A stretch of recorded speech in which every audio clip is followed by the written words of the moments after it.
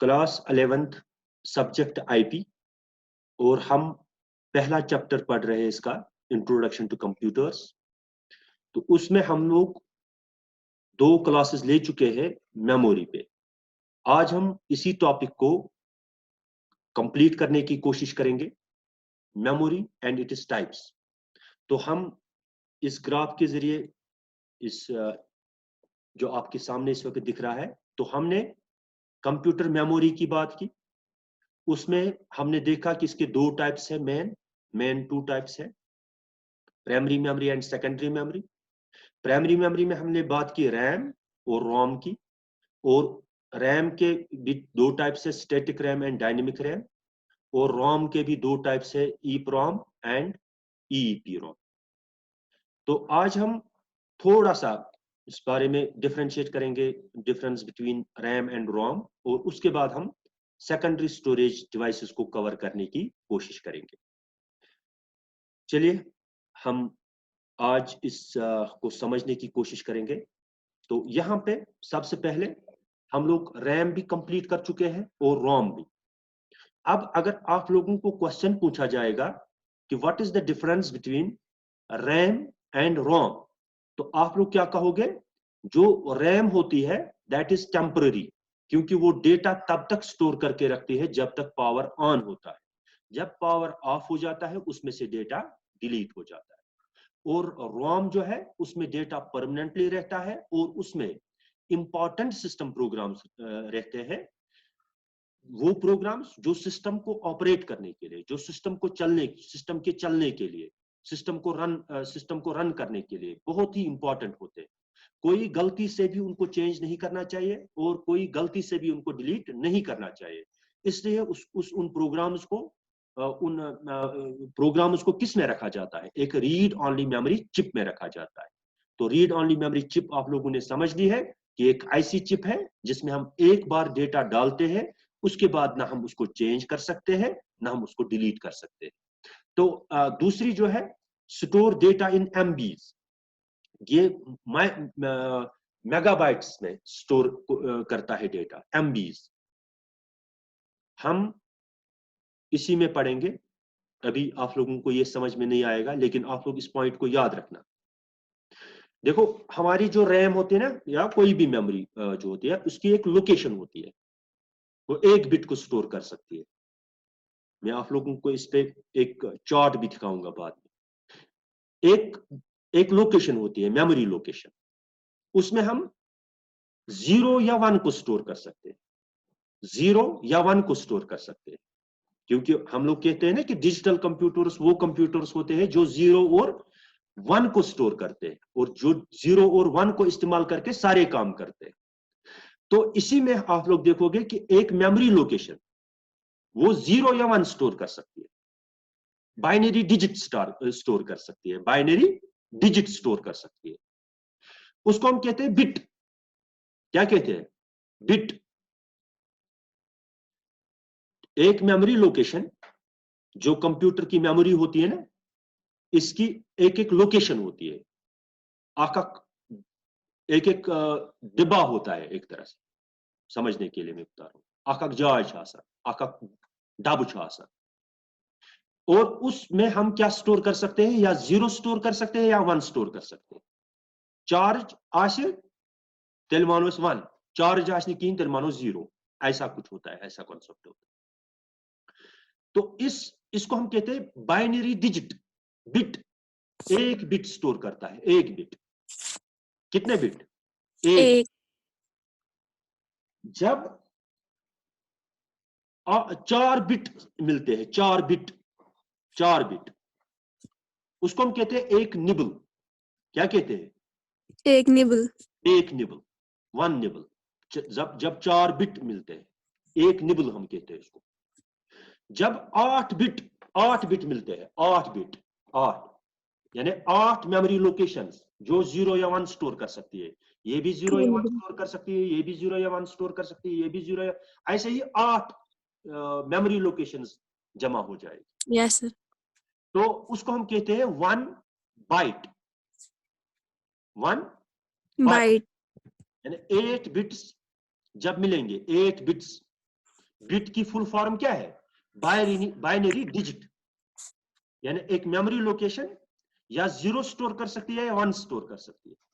जब ऐसे ही 8 लोकेशंस मिलेगी तो वो बनाती है एक बाइट, 1 बाइट। जब 1024 1024 बाइट्स ऐसे ही, यानी 8 कितने 1024 मिलेंगे। समझ में आ रही है बात?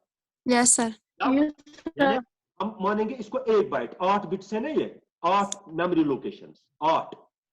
जब ये मिल गए तो ये हमने कहा कि ये 1 बाइट है।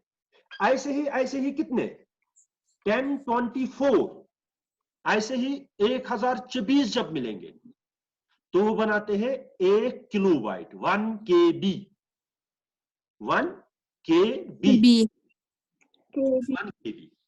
चलो इसको हम यहाँ पे कंप्लीट ही कर लेते हैं क्योंकि अब यहाँ पे आ गया ये, तो यहाँ ही पे। तो बिट मीन्स बाइनरी डिजिट, हम कहते हैं बिट बाइनरी डिजिट। जब 4 बिट्स मिलते हैं तो वो क्या बनाते हैं? एक 1 निबल। निबल। हाँ, एक निबल बनाते हैं, एक निबल। जब 8 बिट्स मिलते हैं, कितने 8 बिट्स जब मिलते हैं तो वो बनाते हैं कितना 1 बाइट। 1 बाइट। 1 बाइट। जब 1024 1024 बाइट्स मिलते हैं, जब 1024 बाइट्स मिलते हैं तो वो बनाते हैं एक 1 किलोबाइट। 1 KB। जब 1024 KB मिलते हैं वो बनाते हैं 1 मेगाबाइट। MB। जब 1024 मेगाबाइट्स मिलते हैं तो वो बनाते हैं 1 GB। एक गीगाबाइट। GB। शायद मैंने स्कूल में भी पढ़ाया था, शायद, हाँ, मैंने स्कूल में भी पढ़ाया था शायद। तो इसी तरीके से जब हम देखते हैं कि 1024 गीगाबाइट जब मिलते हैं तो क्या बनाते हैं 1 टेराबाइट। जब 1024 टेराबाइट्स मिलते हैं तो क्या बनाते हैं? वो बनाते हैं एक ज़ीटाबाइट। क्या बनाते हैं? ज़ीटाबाइट। 1 ज़ीटाबाइट, ठीक है? Yes sir. टेराबाइट, हाँ टेराबाइट भी आ गया तो ज़ीटाबाइट। तो यहां तक आप लोग याद रखेंगे कि ऐसे होता है मेमोरी। जैसे हम लोग इस वक्त कर रहे हैं मेमोरी को मेजर करने की बात, मेमोरी को नापने की बात करते हैं। जैसे हम फॉर एग्जांपल कपड़े नापते हैं ना मीटर्स में, दूध को नापते हैं लीटर्स में। ऐसे ही बाकी चीजों को, हर किसी को अपना अपना क्या होता है, अपने होते हैं, अपने यूनिट्स होते हैं मेजर करने के। Yes sir. इस तरीके से अगर हमें मेमोरी को मेजर करना है, मेमोरी को, तो मेमोरी का बेसिक यूनिट जो है मेजर करने का वो है बिट। वो क्या है? Bit. Bit means binary digit. Bit means binary digit. जैसे फॉर एग्जांपल यहाँ पे मैं एक लोकेशन है इसकी मेमोरी की, ये एक लोकेशन में हम या स्टोर कर सकते हैं क्या, या हम स्टोर कर सकते हैं इसमें 0, या हम स्टोर कर सकते हैं 1। एक मेमोरी लोकेशन है 1। ऐसे ही कितने मिलेंगे? 4 मिलेंगे। जब ऐसे ही ये एक लोकेशन है, ये एक लोकेशन जो आप स्क्रीन पे देखते हैं, ये एक मेमोरी लोकेशन है। ये या 0 स्टोर कर सकती है या 1 स्टोर। हम इसको कहते हैं बिट। क्या कहते हैं? Bit means binary digit. Bit means binary digit. Bit is the basic unit. Computer की मेमोरी को मेजर करने का जो बुनियादी यूनिट है वो है बिट। क्या है? जब बिट्स मिलेंगे, कितने ऐसे ही कितने मिलेंगे? ऐसे कितने मिलेंगे? तो हम कहते हैं उसको एक निबल। हम इसको टेबल। जब ऐसे ही जैसे आप स्क्रीन पे ऐसे ही कितनी लोकेशंस 8 मिलेगी, कितनी 8 मिलेगी। तो उस वक्त हम लोग कहते हैं this is 1 byte. Byte. 1 byte कितना है 1। 1 byte. हाँ, तो जब 1024 ऐसे ही यानी अब ये 8 का एक बन गया ना 8 1024 मिल जाएंगे। 8 के कितने 1024 मिल जाएंगे। 8 बिट्स के कितने 1024 1024. 1024 मिल जाएंगे। तो हम उस वक्त कहते हैं दिस इज 1 किलोबाइट। किलोबाइट। जब ऐसे ही एक किलोबाइट्स कितने मिलेंगे 1024 किलोबाइट्स मिलेंगे। तो हम 1 मेगाबाइट 1 मेगाबाइट MB। जब 1024 मेगाबाइट तो हम उसको कहते हैं this is gigabyte. 1 gigabyte. Byte. 24 gigabytes मिलेंगे GB तो हम कहते हैं टेराबाइट। 1 terabyte. 1024 टेराबाइट्स मिलेंगे हम कहते हैं 1 zettabyte. 1 Zettabyte. zettabyte। तो इसी तरीके से होता है बाद में वो पेंटाबाइट बाकी भी होते हैं। तो आप लोग यहाँ तक कम से कम याद रखोगे, ठीक है। तो ओके ऐसे ही यहाँ पे असल में हमें ये आज अब हमने एक मान लीजिए कोई इसको यहीं पे कवर कर दिया हम लोगों ने। ये हम कैसे मेजर कर सकते हैं मेमोरी को, क्योंकि अब हम मेमोरी पढ़ रहे हैं, लास्ट पे हमें पढ़ना था तो अब मैंने इसको बीच में ही खत्म कर डाला। तो आप लोग याद रखेंगे कि bit is the basic unit of measuring memory. Memory को मेजर करने का जो बुनियादी यूनिट है दैट इज बिट। बिट 4 मिलते हैं तो 1 निबल, जब 8 मिलते हैं तो 1 बाइट, जब 1024 बाइट्स मिलते हैं तो 1 किलोबाइट, इसी तरीके से सो ऑन। तो ये आप पूरा याद रखेंगे। तो यहाँ पे कर रहे हैं डिफरेंस बिटवीन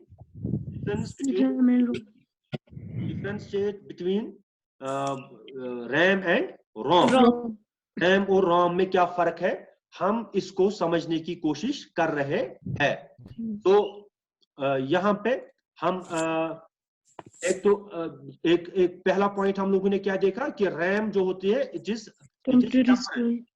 इज टेम्पररी, और जो रोम होता है वो होता है परमानेंटली। ठीक है, उसमें हम डेटा को डिलीट नहीं कर सकते। तो ये जो होता है स्टोर्स डेटा इन MBs, ये MBs में डेटा को स्टोर करता है मेगाबाइट्स। और ये जो स्टोरेज होती है बहुत बड़ी वो गीगाबाइट्स में होता है। क्या होता है गीगाबाइट्स में होता है। तो यहाँ पे हम गीगाबाइट्स में उसको स्टोर करते हैं। तो ये वोलेटाइल होती है। Volatile means it stores data as long as the power supply is on. Power supply is switched off, it is data gets lost. Yes sir. यहाँ पे ये जो है it is non volatile. Data retains even if the power supply is switched off. अगर supply switched off भी है तब भी इसमें डेटा रहता है। तो use it in normal operation. इसको normal operation जो हमारे कंप्यूटर पे होते हैं वो किस में होते हैं वो रैम में होते हैं। जो प्रोसेसर हमारे डेटा को एग्जीक्यूट करता है, हमारे प्रोग्राम्स को एग्जीक्यूट करता है, हमारे डेटा को प्रोसेस करता है वो किस में होता है रैम में। Normal operations used for startup process of the computer. Computer को स्टार्ट करने के लिए जो प्रोग्राम्स चाहिए, कंप्यूटर को स्टार्ट करने के लिए जो प्रोग्राम्स चाहिए उनको कौन इनिशिएट करता है उनको रोम। क्योंकि रोम में वो सिस्टम रिलेटेड, मैंने कहा ना कि software substituted for hardware so that hardware can interact with the system software। या हम बूटिंग के लिए जो चीजें चाहिए वो किसमें होती है वो रोम में होती है। किसमें होती है रोम में। डेटा इज फास्टर, इसमें डेटा क्या होता है इसमें मीडिया राइट करते हैं वो बहुत फास्टली हम लोग करते हैं, और इसकी speed as compare to the RAM slow होती है। तो ये कुछ आप पॉइंट्स याद रखेंगे difference between RAM and ROM. तो इसके बाद हम बात करेंगे किसकी सेकेंडरी स्टोरेज डिवाइसेस की, ठीक है। Yes sir. तो एक बात है व्हाई सेकेंडरी स्टोरेज डिवाइसेस, क्यों हमें सेकेंडरी स्टोरेज डिवाइसेस की जरूरत पड़ती है। हम रैम को क्यों नहीं इस्तेमाल करते, रैम को हम इस्तेमाल क्यों नहीं करते हैं डेटा को स्टोर करने के लिए, अपनी फाइल्स को, ऑडियो वीडियो फाइल्स को, अपने टेक्स्ट फाइल्स को स्टोर करने के लिए। क्योंकि उसमें क्या होता है उसमें प्रॉब्लम एक है वो डेटा को तब तक स्टोर करके रखती है जब तक पावर ऑन होता है। ऑन होगा, जब पावर ऑफ हो गया जब पावर ऑफ हो गया तो उसमें से डेटा डिलीट हो जाता है, इसलिए हम डेटा को परमानेंटली उसमें स्टोर नहीं कर सकते, इसलिए हम रैम का इस्तेमाल नहीं करते हैं। दूसरा डिसएडवांटेज क्या है रैम का, कि वो है वो यानी डेटा, हाँ वो तभी तक और वो महंगी होती है। वोलेटाइल मैंने अभी बताया ना कि उसमें डेटा तब तक स्टोर रहता है जब तक पावर ऑन होता है, जब Yes, ऑफ हो जाता है तो इसलिए हम उसको अपने डेटा को स्टोर करने के लिए इस्तेमाल नहीं करते हैं। तो यहाँ पे दूसरा जो डिसएडवांटेज है किसका, रैम का, वो महंगी होती है, high power consumption. Power consumption बाकी चीजें तो और महंगी होती है, इसलिए हम सेकेंडरी स्टोरेज का इस्तेमाल करते हैं। इसलिए हमें जरूरत पड़ती है किस चीज की, सेकेंडरी स्टोरेज डिवाइसेस की। तो सेकेंडरी स्टोरेज डिवाइसेस मैंने आपको बताया, जैसे यहाँ पे हम इसको कहेंगे, इस वाले को कहेंगे हम प्राइमरी मेमोरी, और जो हम कॉपी पे लिखते हैं उसको हम कहेंगे secondary memory. Secondary memory. External to the CPU, external to the CPU के अंदर ही फिक्स्ड होती है। कुछ सेकेंडरी स्टोरेज डिवाइसेस जैसे हार्ड डिस्क है, वो इसमें सीपीयू के अंदर ही फिक्स्ड होती है, लेकिन यानी उसको कंप्यूटर इस्तेमाल नहीं करता है, एएलयू इस्तेमाल नहीं करता है डेटा प्रोसेस करने के लिए। तो क्योंकि उसकी क्यों नहीं करता है उसको प्रोसेसर इस्तेमाल, क्योंकि उसकी स्पीड उतनी अच्छी नहीं होती है। सेकेंडरी मेमोरी को इस्तेमाल नहीं किया जाता है किस चीज के लिए, डेटा को प्रोसेस करने के लिए, या इसको सीपीयू हमारा प्रोसेसर जो है वो उसको इस्तेमाल नहीं करता है डेटा को प्रोसेस करने के लिए। तो ये एक नॉन वोलेटाइल होती है, ये जो होते हैं हम कहते हैं एक्सटर्नल मेमोरी या नॉन वोलेटाइल मेमोरी।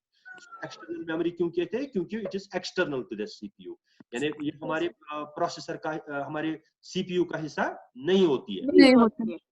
तो इसको हम इस्तेमाल करते हैं मास स्टोरेज के लिए, इसको हम डेटा को परमानेंटली स्टोर करने के लिए इस्तेमाल करते हैं। और अगर हमें ह्यूज कलेक्शन ऑफ डेटा को स्टोर करना होगा, हम हार्ड डिस्क का, एक्सटर्नल स्टोरेज डिवाइसेस का इस्तेमाल करते हैं, सेकेंडरी मेमोरी का हम उस वक्त इस्तेमाल करते हैं। तो ये स्लोअर होती है, ये जो होती है, जाहिर सी बात है, क्योंकि मैंने अभी कहा कि इसको सीपीयू, वरना इसी को इस्तेमाल करते कौन, इसी को हमारा प्रोसेसर इस्तेमाल करता डेटा को प्रोसेस करने के लिए। इसको क्यों नहीं इस्तेमाल किया जाता है, क्योंकि इसकी स्पीड बहुत कम होती है, इसकी स्पीड स्लो होती है, इसलिए इसको एज यानी मैन मेमोरी इस्तेमाल नहीं किया जा सकता है, इसको सीपीयू इस्तेमाल नहीं कर सकता है डेटा को प्रोसेस करने के लिए। तो हम इनको इस्तेमाल करते हैं डेटा को परमानेंटली स्टोर करने के लिए। हम डेटा को इस मेमोरी की मदद से क्या करते हैं, डेटा को परमानेंटली स्टोर करते हैं और मास स्टोरेज के लिए इसको इस्तेमाल करें। सस्ती होती है, ये उतनी महंगी नहीं होती है, ये सस्ती मेमोरी होती है, और हम इसको इस्तेमाल करते हैं ह्यूज कलेक्शन ऑफ, अगर हमें कितने बड़े बड़े वीडियोस, कितने बड़े बड़े ऑडियोज, कितने बड़े बड़े सॉफ्टवेयर्स, अपना डेटा जो भी होगा हमें स्टोर करना होगा, हम हार्ड डिस्क में उसको आराम से स्टोर कर सकते हैं। तो ये है एक इसका एडवांटेज।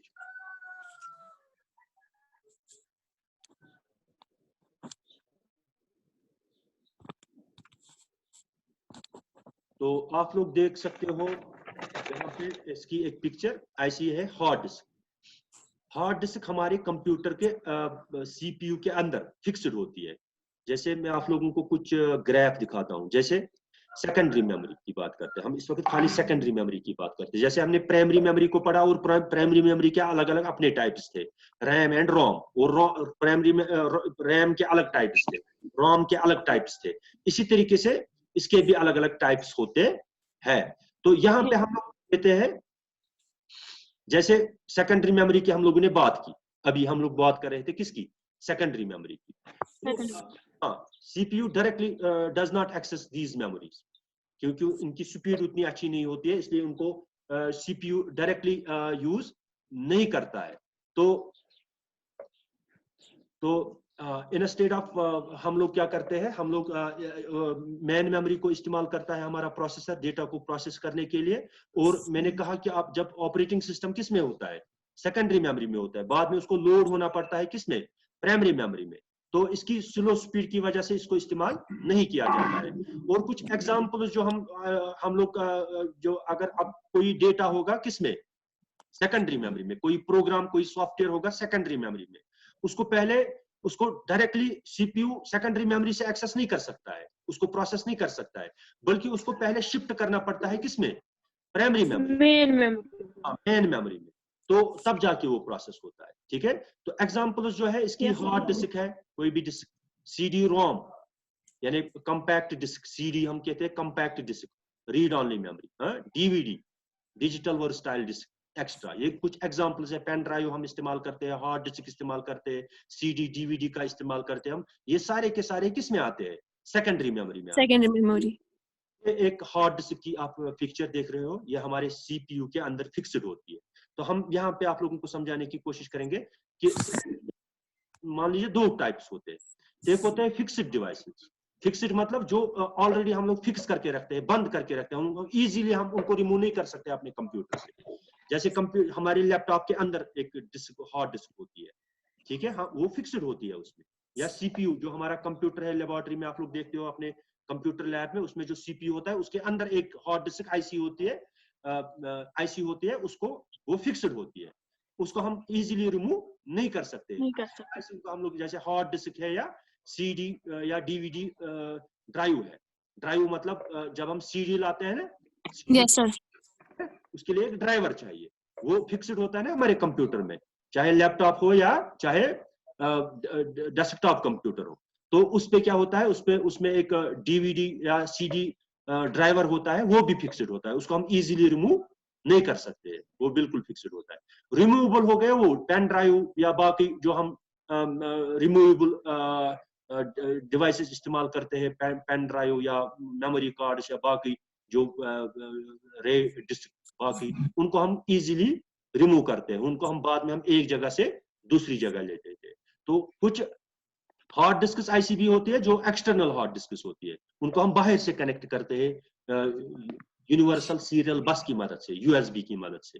यूएसबी जैसे हमारा जो होता है ना पेन ड्राइव, जैसे कि ये इसको हम कनेक्ट करते हैं किसके साथ, इसको हम कनेक्ट करते हैं यूएसबी के साथ, यानी यूनिवर्सल सीरियल बस। ऐसे जो भी डिवाइस होते हैं उनको हम इजीली रिमूव कर सकते हैं।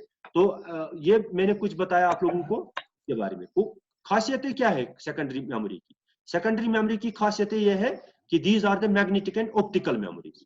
मैग्नेटिक मतलब किसी जगह मैग्नेट को इस्तेमाल किया जाता है, मैग्नेटिक पार्टिकल्स को इस्तेमाल किया जाता है जीरोस और वनस को स्टोर करने के लिए। और किसी जगह लाइट का इस्तेमाल किया जाता है, लाइट जैसे हमारी सीडी होती है ना, ये देखो ये चमक रही है कि नहीं है, तो ये Yes, sir. इसको हम कहते हैं ऑप्टिकल। यहाँ पे लाइट टेक्नोलॉजी को इस्तेमाल किया जाता है जीरोस और वनस के लिए। इसमें आत्मज दोब, ठीक है, दोब मिसाल के तौर पर तिम पिट्स दोब अगर दोब को बरित, ठीक है, सह मान 1, अगर दोब बरित कहीं सह मान 0। इसी तरीके से इसमें डेटा को स्टोर किया जाता है। लेकिन यहाँ पे लाइट इस्तेमाल की जाती है और कुछ में मैग्नेट्स का इस्तेमाल, चार्ज गो मैग्नेट, तो वन 1 चार्ज कहीं सो गो एग्जाम्पल के तौर पर समझाने के लिए कि कैसे जीरोस और वनस को हम लोग स्टोर करते हैं, जीरोस और वनस को स्टोर करके रखते हैं अपने सेकेंडरी स्टोरेज डिवाइसेस में। तो ये नॉन वोलेटाइल होती है। हाँ, इसको हम बैकअप मेमोरी भी कहते हैं, क्योंकि हम इसमें डेटा को क्या रखते हैं, उसका बैकअप रखते हैं। ठीक है, जो हमारा डेटा होता है हम उसका बैकअप किस में रखते हैं, सेकेंडरी मेमोरी में रखते हैं। ठीक है, तो परमानेंटली हम उसमें स्टोर करते हैं। और इसमें अब एक खासियत क्या है इसकी, पहली खासियत क्या है, इसमें मैग्नेटिक एंड ऑप्टिकल मेमोरीज को इस्तेमाल किया जाता है। ठीक है, मैग्नेटिक पार्टिकल्स को इस्तेमाल किया जाता है जीरोस और वनस को स्टोर करने के लिए, और ऑप्टिकल में हम लोग पिट्स भरते हैं, वो एक शाइनी सरफेस होती है, जैसे अभी मैंने आप लोगों को दिखाया, इसमें लाइट का इस्तेमाल किया जाता है डेटा को स्टोर करने के लिए। तो यहाँ पे इसको बैकअप के लिए इस्तेमाल किया जाता है, क्योंकि हम प्राइमरी मेमोरी में डेटा को परमानेंटली स्टोर नहीं कर सकते हैं। अगर हमें डेटा को परमानेंटली स्टोर करना है और बहुत ह्यूज अमाउंट ऑफ डेटा हमें स्टोर करना है, तो हम सेकेंडरी मेमोरी का इस्तेमाल करते हैं, उसको हम बैकअप के तौर पर इस्तेमाल करते हैं। इट इज नॉन वोलेटाइल, इसमें हम डेटा डिलीट नहीं होता है, अगर पावर ऑफ हो गया तो इसमें डेटा डिलीट नहीं होता है। Data even if the power is switched off. Data is permanently stored even if the power is switched off. इसमें डेटा डिलीट नहीं होता है। It is non volatile memory. तो इसको हम स्टोरेज के लिए करते हैं, जो डेटा हम फाइल्स, यूजर की जो फाइल्स होती है, यूजर का जो ऑडियो वीडियो डेटा होता है, कोई भी सॉफ्टवेयर होते हैं, ह्यूज कलेक्शन ऑफ डेटा हम इस छोटी सी डिस्क में स्टोर करते हैं, और ये सस्ती होती है। और ये क्या होती है? सस्ती होती है। तो कंप्यूटर में run without the secondary memory. Computer secondary memory के बगैर भी रन हो सकता है। अगर प्राइमरी मेमोरी होगी तो वो कुछ डेटा हमारे पास होगा, थोड़ा सा जो सिस्टम को चलाने के लिए जरूरत है, जो सॉफ्टवेयर हमारे सिस्टम के चलने के लिए जरूरत है, तो फिर भी चलेगा प्राइमरी मेमोरी और रोम और बाकी की मदद से। लेकिन स्लोवर होती है, ये होती है प्राइमरी मेमोरी से बिल्कुल स्लो होती है। यही वजह है कि इसको एज प्राइमरी मेमोरी इस्तेमाल नहीं किया जाता है, इसको प्रोसेसर इस्तेमाल नहीं करता है डेटा को प्रोसेस करने के लिए। तो जैसे आप यहाँ पे देख सकते हो सेकेंडरी मेमोरी में ये जो फ्लॉपी है, फ्लॉपी, ये कार्ड रीडर्स आप लोग देखते हो, मेमोरी कार्ड्स देखते हो, सीडीज देखते हो, डीवीडीज देखते हो, ये हो गई एक्सटर्नल हार्ड डिस्क। ये हो गई पेन ड्राइव, ये हो गई वो अपनी हार्ड डिस्क जो हम फिक्स करते हैं। ये पहले जमाने में इस्तेमाल किए जाते थे फ्लॉपी डिस्क। उन दिनों मेमोरी कार्ड्स का कोई कॉन्सेप्ट नहीं था, सीडीज का नहीं था। उन दिनों इस फ्लॉपी को इस्तेमाल किया जाता था, और इसमें स्टोरेज बहुत कम हुआ करती थी। फ्लॉपी में स्टोरेज बहुत कम हुआ करती थी, कुछ केबीज या कुछ एमबीज में हुआ करती थी। पिक्चर त्रावन ये गसान भरित, ठीक है। ये आज की तरह नहीं है कि छोटी सी पेन ड्राइव है, उसमें हम 60 GB तक स्टोर कर सकते हैं, या उससे ज्यादा भी कर सकते हैं, या हमारी जो सीडीज है। तो लेकिन खराब भी ये जल्दी हो जाती थी। ये जो फ्लॉपीज है ये बहुत जल्दी, उनकी लाइफ साइकिल जो होता था, जो बहुत शॉर्ट हुआ करता था, तो जल्दी जल्दी खराब हुआ करते थे। जैसे यहाँ पे आप लोग देख सकते हो HDD means hard disk, CD DVD, या ये SD कार्ड है, पेन ड्राइव है, तो ये सारे, या मैग्नेटिक टेप है, ठीक है, ये सारे कैटेगरी में आते हैं, सेकेंडरी स्टोरेज कैटेगरी में आते हैं, सेकेंडरी स्टोरेज डिवाइसेस में आते हैं। ये हार्ड डिस्क की मैंने आप लोगों को ये पिक्चर दिखाई, इसमें प्लेट्स होते हैं, प्लेट्स एक दूसरे के ऊपर लगे होते हैं, और ये जो आप लोग देखते हैं ना रीड राइट हेड्स, तो ये जो हम लोग प्लेट्स इसमें डालते हैं, वो घूमते रहते हैं, और ये जो रीड राइट हेड्स है उसमें डेटा राइट करते हैं, या उससे डेटा रीड करते हैं। तो ये रीड राइट हेड्स इस हार्ड डिस्क के इन प्लेट्स पे डेटा को उनसे रीड करते हैं या उन पे राइट करते हैं। तो ये हमें अलग अलग से पढ़ने हैं, हार्ड डिस्क को अलग से पढ़ना है, फ्लॉपी को अलग से पढ़ना है, उस वक्त बताऊंगा। तो यहाँ पे इस वक्त मैंने शॉर्ट में यही बताया कि हार्ड डिस्क इस वक्त हम जनरल में सेकेंडरी स्टोरेज डिवाइसेस की बात करते हैं। देखिए पिछले दिनों मैंने आप लोगों को एक बात बताई थी कि हमारे इनपुट डिवाइसेस उतने फास्ट नहीं होते हैं जितनी फास्ट हमारा प्रोसेसर होता है कंप्यूटर। अब अगर इनपुट डिवाइसेस अपने स्पीड से, क्योंकि उनकी स्पीड बहुत कम होती है, हमारे कीबोर्ड की वो की जो इनपुट डिवाइसेस है उनकी स्पीड बहुत कम होती है, तो अब अगर हमें डेटा को ट्रांसफर करना है फ्रॉम इनपुट टू मेमोरी, तो अगर इनपुट डिवाइसेस अपने स्पीड से डेटा को भेजेंगे तो हमारा प्रोसेसर अपने स्पीड से काम नहीं कर सकता है। ये ऐसी ही बात है जैसा एक कारीगर है जो तेज काम करने वाला है, लेकिन उसको जो मटेरियल देने वाला है वो स्लो है, तो वो तेज काम करने वाला कारीगर तेजी से काम नहीं कर सकता है, अपनी स्पीड से काम नहीं कर सकता है। Same is the case with the primary memory, या हम प्रोसेसर की बात करेंगे। ये जो प्रोसेसर होता है सबसे फास्ट होता है, तो ये जो प्राइमरी मेमोरी होती है इसकी speed comparable to the speed of the processor होती है, लेकिन जो इनपुट डिवाइसेस होते हैं वो स्लो होते हैं। अब अगर इनपुट डिवाइसेस डेटा को ट्रांसफर करेंगे प्राइमरी मेमोरी में अपने स्पीड से, तो वो जल्दी जल्दी डेटा को नहीं भेज सकते, तो उसके लिए हम लोग कुछ स्पेशल स्टोरेज डिवाइसेस का इस्तेमाल करते हैं जो ट्रांसफर करते हैं quickly data from the input to primary memory. उनको हम कहते हैं बफर्स कहते हैं। बफर्स हमारे डेटा को बहुत ही तेजी के साथ इनपुट से लेते हैं और डालते हैं किसमें? प्राइमरी मेमोरी में, मेन मेमोरी में, ठीक है। Yes sir. उसके बाद हम लोग बात करते हैं प्राइमरी मेमोरी की। प्राइमरी मेमोरी भी उतनी फास्ट नहीं होती है जितना फास्ट हमारा कौन होता है, प्रोसेसर होता है। हमारी प्राइमरी मेमोरी अगर मेमोरीज में सबसे फास्ट होती है, Yes, sir. हमने अभी बात की उनमें सबसे फास्ट वही होती है। प्राइमरी मेमोरी, सेकेंडरी मेमोरी की बात की हम लोग ने, तो प्राइमरी मेमोरी इज फास्टेस्ट, लेकिन उतनी भी फास्ट नहीं है, उतनी भी फास्ट नहीं है जितना फास्ट हमारा प्रोसेसर होता है, जितना फास्ट हमारा प्रोसेसर होता है। तो हम लोग क्या करते हैं, प्रोसेसर और प्राइमरी मेमोरी के बीच में हम लोग एक और मेमोरी को डालते हैं, कैश मेमोरी उसको कहते हैं, CACHE, cache memory. Cache memory जो है वो बहुत ही फास्ट मेमोरी होती है। वो प्राइमरी मेमोरी से डेटा उठाती है, जल्दी जल्दी उसको कहां पे पहुंचाती है, प्रोसेसर में पहुंचाती है, ALU को दे देती है, और ALU से वापस रिजल्ट उठाती है, डालती है किसमें, प्राइमरी मेमोरी।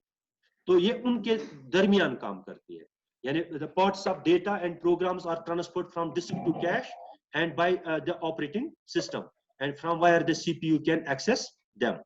तो ये इस तरह से काम करता है, यानी हमारा जो it acts as a buffer between the CPU and the main memory. CPU और मेन मेमोरी के दरमियान एज बफर काम करता है।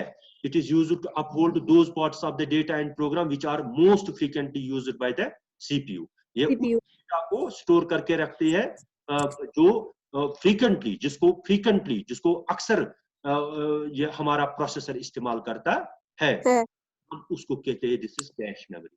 तो कैश मेमोरी की ये आप लोग देख सकते हो, इसकी एक पिक्चर है।